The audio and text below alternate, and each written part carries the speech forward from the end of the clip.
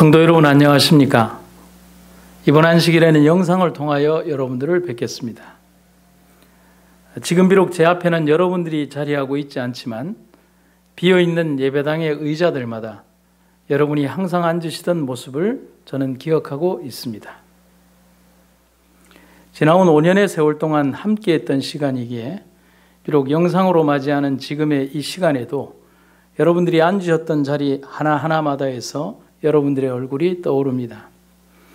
근본 코로나19로 인하여 불가불 가정예배를 드리게 되었지만 안식일의 거룩성과 예배가 중지된 것은 아닙니다. 오히려 한 개의 예배당이 아닌 70개의 소분화된 가정예배당이 생겨난 것입니다. 큰 등대로 비추던 하나의 빛을 70개의 작은 촛불과 빛으로 세상 속에서 비추게 되는 것입니다. 분명코 이 시기는 지나갈 것입니다. 지나온 역사 속에서 하나님께서 백성을 이끄시는 보호하심이 언제나 있었고 그로 인한 기막힌 섭리가 이 세상을 이끌고 온 것을 우리는 경험하여 알고 있습니다. 어쩌면 이 사태는 잠자는 우리 성도들을 깨우는 촉매제가 될 것입니다. 재림과 징조에 대하여 귀 닫고 눈을 닫은 채 살아왔던 지난 세월을 일깨우고 세상의 마지막 사건을 준비하고 예비하고 기도하고 깨어 있어야 할 필요성을 우리들에게 가르쳐 주고 있습니다. 그렇기 때문에 오늘의 우리들은 두려움과 공포에 떨기보다는 세상의 역사를 주관하실 하나님을 더욱더 바라보며 준비하며 살아가야 하겠습니다. 성도 여러분, 기도만이 살 길입니다. 기도 외에는 어떤 해결의 방법이 없습니다. 하나님만이 이 모든 환난을 종식시키시고 우리에게 살 길을 열어주실 것입니다. 그래서 오늘 이 안식일에 마가복음 9장의 한 사건을 가지고 기도 외에는 이라는 제목으로 함께 은혜를 나누고자 합니다. 오늘 드릴 설교의 본문 말씀을 한 구절 읽도록 하겠습니다. 마가복음 9장 29절입니다. 이르시되 기도 외에 다른 곳으로는 이런 종류가 나갈 수 없느니라 하시니라. 남아프리카 공화국의 목사이자 저술가인 앤드류 머레이는 이런 얘기를 우리들에게 전해줍니다. 하나님의 자녀는 기도로 모든 것을 정복할 수 있다. 사탄이 우리들에게서 이 무기를 빼앗거나 그것의 사용을 제지하려고 최선을 다하는 것은 이상한 일이 아니다. 그의 말처럼 우리들에게 있는 가장 강력한 힘의 원천이 바로 기도임을 머레이 목사님은 우리에게 이야기해 주고 있습니다. 사단은 우리가 가진 이 강력한 힘을 사용하지 못하게 하기 위하여 때로는 우리에게 불안과 공포, 두려움과 오늘의 사태와 같은 많은 일들을 일으키고 있는 것입니다. 먼저 첫 번째 본문의 말씀을 생각해 보겠습니다. 마가복음 9장 26절부터 28절에 있는 내용입니다. 귀신이 소리 지르며 아이로 심히 경련을 일으키게 하고 나가니 그 아이가 죽은 것 같이 되어 많은 사람이 말하기를 죽었다 하나 예수께서 그 손을 잡아 일으키시니 이에 일어서니라. 집에 들어가심에 제자들이 조용히 묻자오되 우리는 어찌하여 능히 그 귀신을 쫓아내지 못하였나이까. 변화산의 극적인 경험이 있고 난 이후 제자들의 흥분이 채 깔아앉기도 전에 산에서 내려온 그들 앞에 귀신 들린 아들을 둔 아버지가 예수님을 찾아오게 됩니다. 그리고 그가 말하는 장면이 마가복음 9장의 18절에 등장을 합니다. 선생님의 제자들에게 내쫓아 달라고 하였으나 그들이 능히 하지 못하더이다. 아이를 데려오라고 말씀하시면서 예수님은 믿음이 없는 세대라고 책망을 하십니다. 하지만 조금 좁혀서 이야기를 하면 능력을 주었으나 그 능력을 사용조차 하지 못하는 예수님의 제자들을 향한 책망이라고 할 수가 있겠습니다. 왜냐하면 이미 마가복음 6장에서 예수님은 당신의 제자들을 파송하시면서 그들에게 오늘과 같은 일을 당했을 때에 그들이 행할 수 있는 능력을 이미 부여하셨기 때문입니다. 마가복음 6장 9절에 이렇게 되어 있습니다. 12 제자를 부르사 둘씩 보내시며 더러운 귀신을 제어하는 권능을 주시고 그 이후에 제자들은 훌륭히 그 일을 수행하는 듯 했습니다. 그런데 정작 지금 이 시간에 그들은 자신들에게 부여된 그 능력과 권능을 사용하지도 못한 채 허둥지둥하고 있는 것입니다. 왜 그럴까요? 예수님은 그 이유를 단번에 말씀해 주고 있습니다. 오늘 본문에 있는 마가복음 9장 19절에 그 이유에 대해서 믿음이 없음이라고 말씀해 주고 있습니다. 제자들은 능력은 있었지만 그 능력을 사용할 수가 없었습니다. 그것은 그들의 믿음이 없었기 때문이라고 말하는 것입니다. 하지만 이 믿음이 없다는 말이 예수님을 전혀 믿지 않는다는 말로 들어서는 안 됩니다. 그들은 분명히 믿습니다. 그런데 믿음이 없습니다. 그것을 마가복음에 이어지는 구절에서는 이렇게 해석을 해줍니다. 마가복음 9장 29절에서 이르시되 기도 외에 다른 곳으로는 이런 종류가 나갈 수 없느니라 하시니라. 우리는 성경 본문의 여기에서 그들이 능력을 행하지 못하고 주어진 권능을 사용하지 못하는 믿음 없음이 무엇인가를 생각해 볼 수가 있습니다. 그들은 하나님에 대한 행위적이고 반복점이요 습관적인 어떤 믿음은 있었지만 하나님의 능력의 창고를 여는 열쇠인 기도는 등한히 했던 것입니다. 믿음이 없다는 것이 아니라 그들의 삶을 정말 역동적으로 만들어줄 수 있는 믿음의 능력을 행사할 수 있는 그 일을 하지 않았다는 사실인 것입니다. 이엔 바운드가 쓴 기도의 능력이라고 하는 책에 보면 이런 글귀의 내용이 있습니다. 현대 교회가 필요로 하는 것은 더 많은 그리고 보다 좋은 기계 문명이나 새로운 조직도 신기하고 기발한 방법도 아니고 성령이 쓰실 수 있는 사람, 즉 기도에 능한 사람, 기도의 사람을 필요로 한다. 성령은 방법을 통해서 흘러나오지 않고 사람을 통해서 역사하신다. 그는 기계 문명 위에 임하지 않고 사람들 위에 임한다. 성령은 계획에 부어지지 않고 사람에게, 즉 기도의 사람에게 부어진다. 공감되시는 말씀입니까? 오늘 우리는 이엔 바운즈 목사님의 말씀처럼 성령이 어떤 인간의 플랜이나 계획이나 어떤 다른 것들에 부어지는 것이 아니라 성령의 사람, 기도의 사람에게 부어진다는 그 말을 분명코 기억해야 할 것입니다. 귀신 들린 아이를 고치는 사건 전후로 보여지는 모습에서도 제자들의 신앙적인 위선을 우리는 분명히 엿볼 수가 있습니다. 비록 야고보와 요한의 경험이었지만 변화산에서 모세와 엘리야를 보았다는 것은 엄청난 일이었습니다. 그들은 흥분을 가라앉힐 수 없었고 그들은 아마도 자신들의 경험을 다른 제자들에게 분명히 말했을 것입니다. 예수님은 신신당부를 하면서 어떤 이에게도 말하지 말라고 했지만 말하지 말라고 해서 그들이 말하지 않았을 그들이 결코 아닐 것입니다.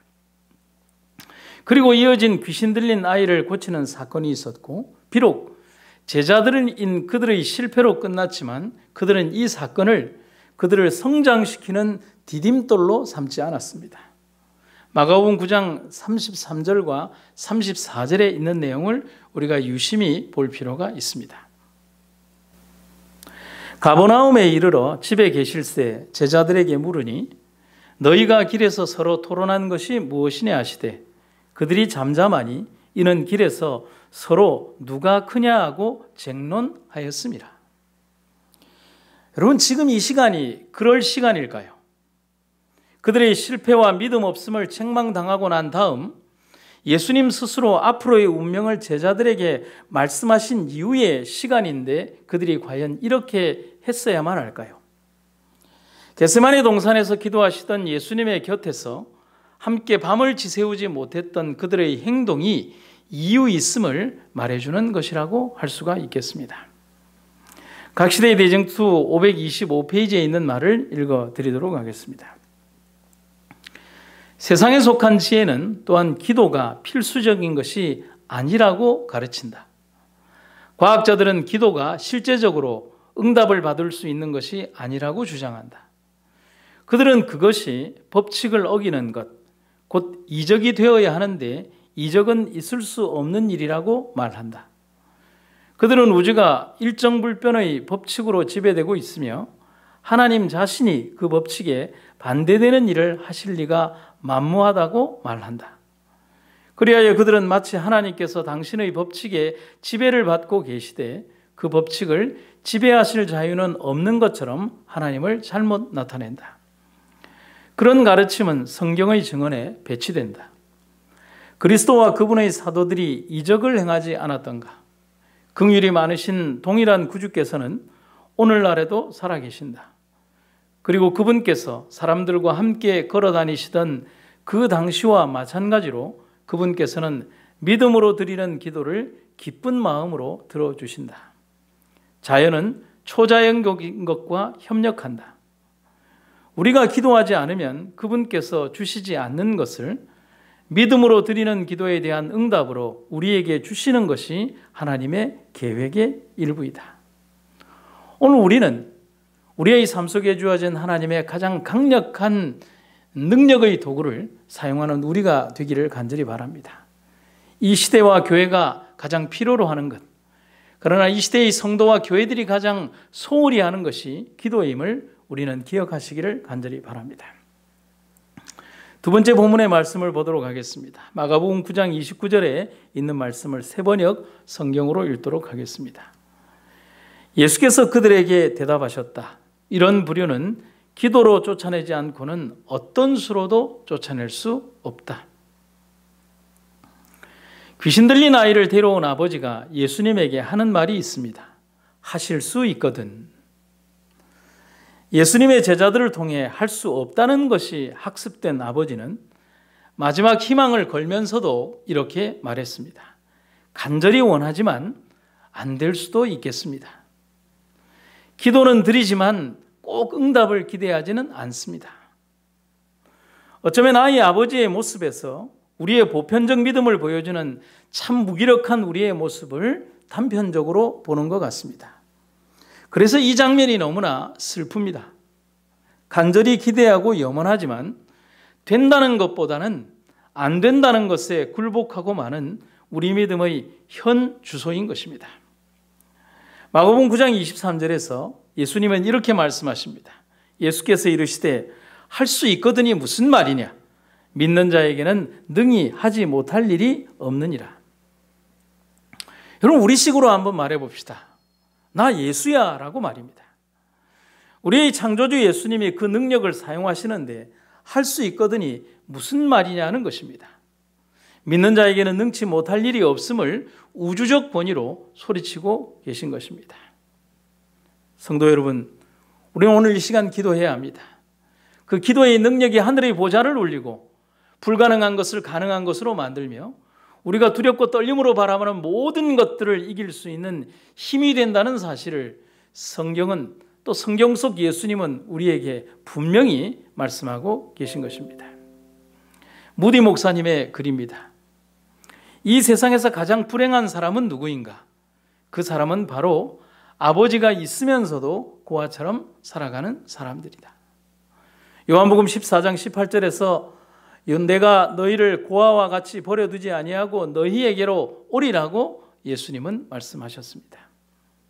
우리는 분명코 하나님이 오늘 이 시간 우리의 기도와 염원에 대하여 들으시는 하나님이라는 사실을 잊지 않으시기를 간절히 바랍니다.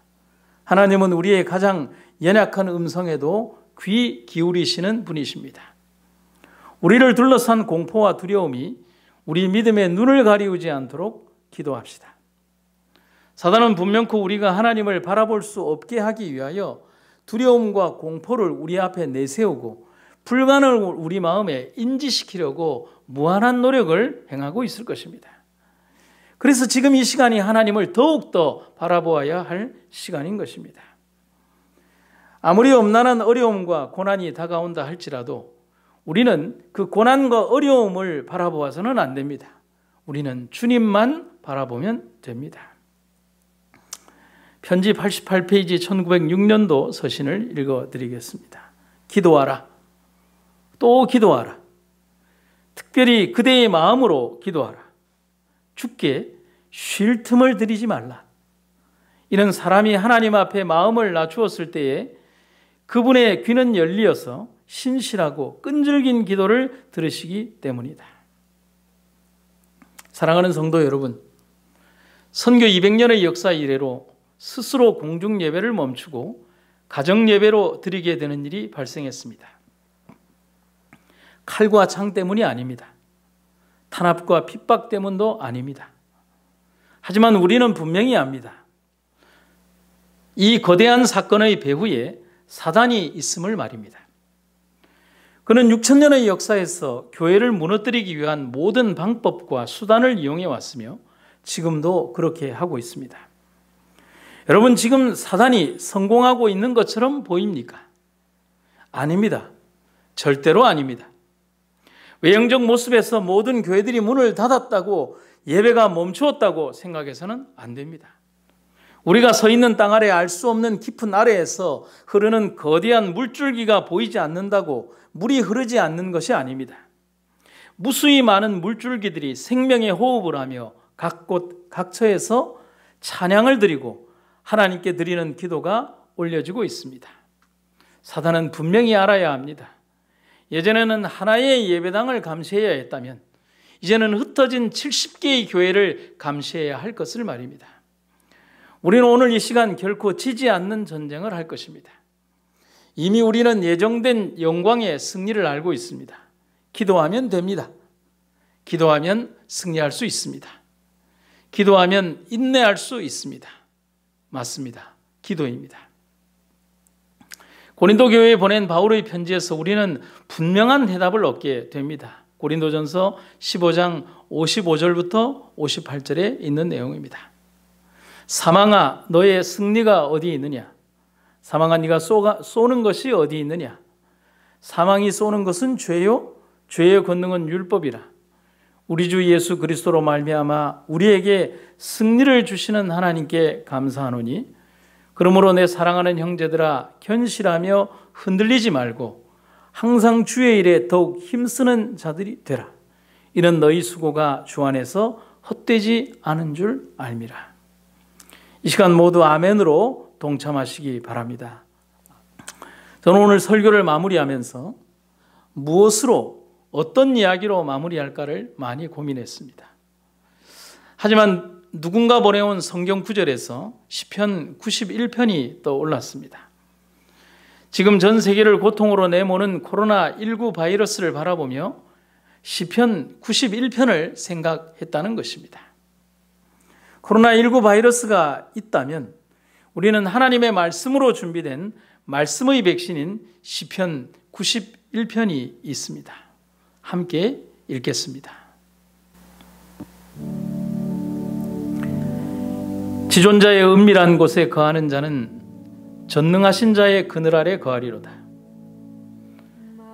내가 여호와를 가리켜 말하기를 저는 나의 피난처요 나의 요새요 나의 의뢰하는 하나님이라 하리니, 이는 저가 너를 새 사냥꾼의 올무에서와 극한 연병에서 건지실 것이미로다.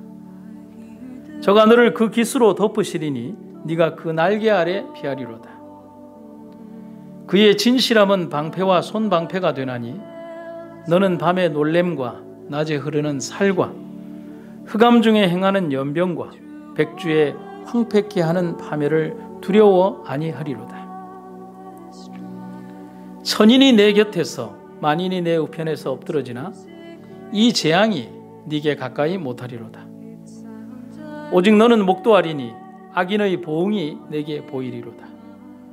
네가 말하기를 여호와는 나의 피난처시라 하고 지존자로 거처를 삼았으므로 화가 네게 미치지 못하며 재앙이 네 장막에 가까이 오지 못하리니, 저가 너를 위하여 그 사자들을 명하사 네 모든 길에 너를 지키게 하심이라.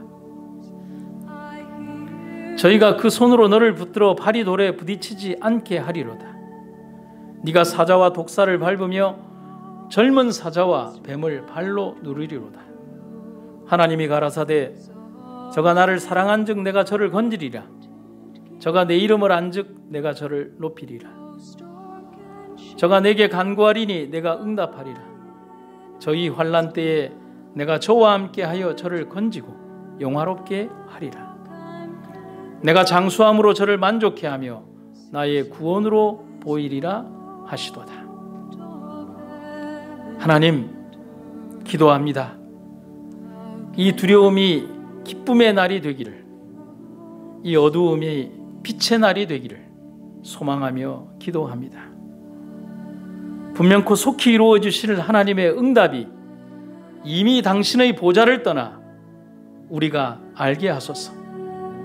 우리가 응답 받고 있음을, 아니 이미 응답 받았음을 알게 하소서. 그리고 속히 그 일을 이루시옵소서. 아멘. 말씀을 마치겠습니다.